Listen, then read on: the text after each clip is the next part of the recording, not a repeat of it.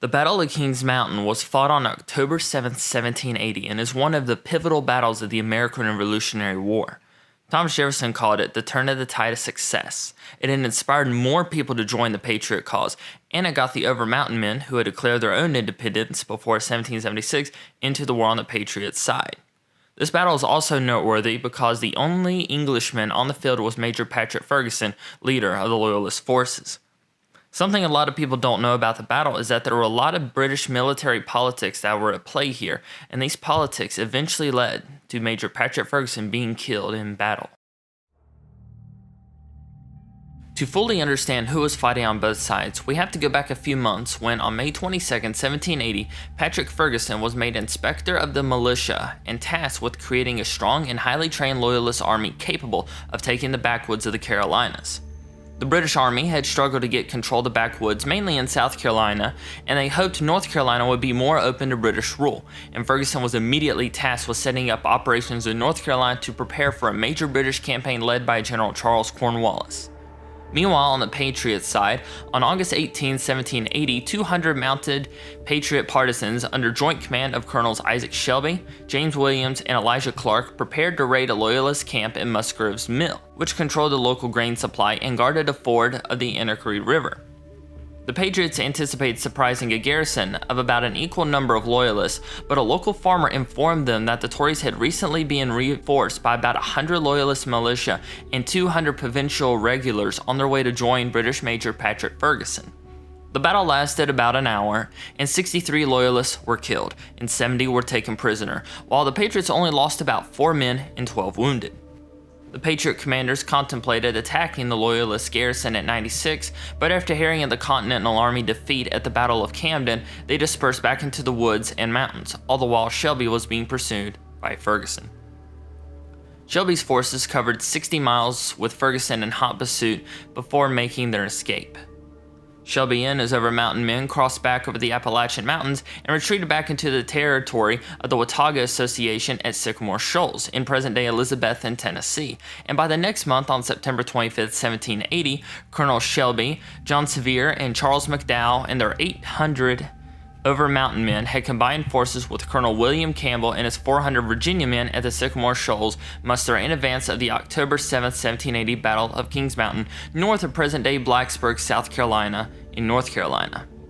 On September 2nd, Ferguson and the militia he had already recruited marched west in pursuit of Shelby towards the Appalachian Mountain Hill Country and what is now the Tennessee-North Carolina border. And by September 10th, Ferguson had established a base camp at Gilberttown in North Carolina, and he issued a challenge to the Patriot leaders to lay down their arms or he would lay waste to their country with fire and sword. Patriot leaders also sent word to a Virginia militia leader, William Campbell, asking him to join them at Sycamore Shoals. Campbell called on Benjamin Cleveland to bring his Wilkes County, North Carolina militiamen to the rendezvous. The detachments of Shelby, Sevier, and Campbell were met by 160 North Carolina militiamen led by Charles McDowell and his brother Joseph, Campbell's cousin. Arthur Campbell brought 200 more Virginians and about 1,100 volunteers from Southwest Virginia and today's Northeast Tennessee, known as the Over Mountain Men, because they had settled into the wilderness west of the Appalachian Mountain ridgeline, mustered at the rendezvous on September 25, 1780 at Sycamore Shoals. Their movement had been made possible by easing tensions with Cherokee tribes thanks to diplomacy by Benjamin Cleveland's brother-in-law, Indian agent Joseph Martin. By September 30th, the Patriots now numbered about 1,400 and were still growing.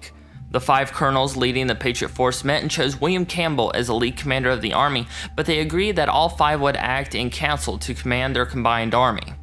Meanwhile, 2 deserters from the Patriot militia reached Patrick Ferguson and informed him of the large body of militia advancing towards him.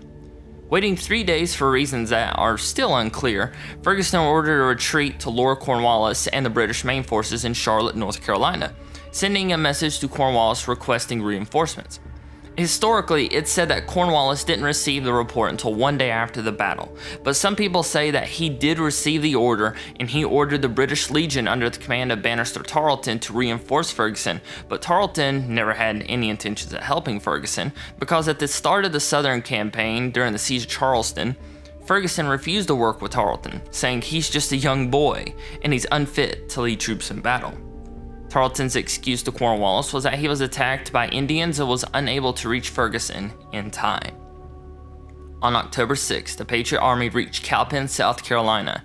Here they received word that Ferguson was east of them, heading towards Charlotte and Cornwallis. They hurried to catch him, and rebel spies had reported Ferguson was making camp on Kings Mountain with some 1,200 men, and Ferguson decided to rest his men, and he set up very light defenses around the mountain and let his men rest for the night. Needing to hurry, the Patriot militia put 900 men on horseback and rode for Kings Mountain. They left immediately, marching through the night on the 6th and morning of the 7th, even though the rain never stopped. By sunrise of October 7, 1780, they forded the Broad River, 15 miles from Kings Mountain, and by that afternoon they were ready to begin the attack. Before the battle, one of Ferguson's men tried to convince him to bolster his defenses, but Ferguson responded with these now infamous words: "Not even God could get me off this mountain." These words would prove fatal in just a few hours. At about 3 p.m., the first shots by Patriot skirmishers were fired. The plan was to surround the mountain and slowly advance up the ridge and eliminate the Loyalist army. The Patriots caught the Loyalists by surprise, and Loyalist officer Alexander Chesney later wrote he didn't know the Patriots were anywhere near them until the shooting began. The Patriots crept up the hill and fired from behind rocks and trees, and Ferguson rallied his troops and launched a desperate bayonet charge against Campbell and Sevier. Lacking bayonets, the Patriots ran down the hill and into the woods. Campbell soon rallied his troops, returned to the hill, and resumed firing. Ferguson ordered 2 more bayonet charges during the battle. This became a pattern of the battle. The Patriots would charge up the hill, then the Tories would charge down the hill with fixed bayonets, driving the Patriots off the slopes and into the woods. Once again, the charge was spent and the Tories returned to their positions. The Patriots would reform in the woods, return to the base hill, and charge up the hill again. During one of the charges, Colonel Williams was killed and Colonel McDowell was wounded. After an hour of fighting, Loyalist casualties were starting to mount up. Ferguson rode back and forth across the hill, blowing a silver whistle he used to signal charges. Shelby, Sevier, and Campbell reached the top of the hill behind the Loyalist position and attacked Ferguson's rear. The Loyalists were driven back into their camp, where they began to surrender. Ferguson drew his sword and hacked down any small white flags that he saw popping up, but he appeared to know that the end was near. In an attempt to rally his faltering men, Ferguson shouted, "Hurrah, brave boys! The day is ours!" He got a few officers with him and tried to ride through the Patriot line to escape, but Sevier's men fired a volley, and Ferguson was shot and dragged by his horse behind the Patriot line. There, he was confronted by an opposing rebel officer who demanded a surrender from the major. Ferguson shot and killed the man with his pistol in a final act of defiance, but was immediately shot dead by multiple Patriots on the spot. When the Patriots recovered his corpse, they counted 7 bullet wounds in his body. After Ferguson had been killed, the Loyalists started surrendering, but some of the Patriots started yelling "Tarleton's quarter," and they attacked and killed the surrendering Loyalists until Patriot colonels restored order and ended the fighting. The battle lasted about 65 minutes, and the Loyalists suffered 290 killed, 163 wounded, and 668 taken prisoner. The Patriot militia suffered 28 killed and 60 wounded. The dead were buried in shallow graves, and wounded were left on the field to die. Ferguson's corpse was later reported to have been desecrated and wrapped in ox hide before burial. On October 14th, the retreating Patriot forces held drumhead court-martials of Loyalists on various charges, and 9 men were hanged before Shelby put a stop to the trials. Many of the Patriots dispersed over the next few days, while all but 130 of the Loyalist prisoners escaped while being led in single file through woodlands. The battle rallied the Patriot militias all over the Carolinas, and even the Continental Army, who had suffered a string of bad defeats recently.